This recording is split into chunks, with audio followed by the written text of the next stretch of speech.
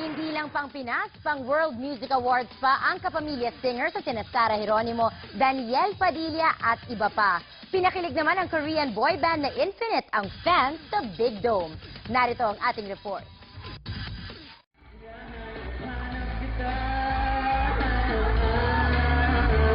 Level up na ang kapamilya singers na pasok sa World Music Awards.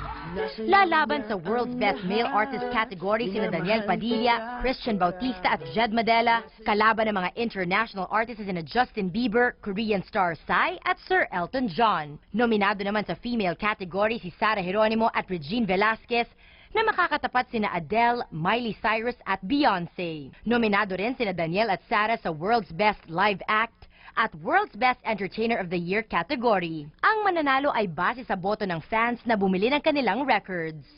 Tumatanaw naman ang utang na loob si Sara sa fans, sabay ng ika-10 anibersaryo niya sa showbiz. Binigyan niyo po ako ng pagkakataon na matupad ang pangarap ko na maging mga awit at ngayon naging artista na rin, naging dancer na rin. Tumanggap rin ng 2 Platinum Award ang Pop Princess. Yes po. Si Daddy wala pa po.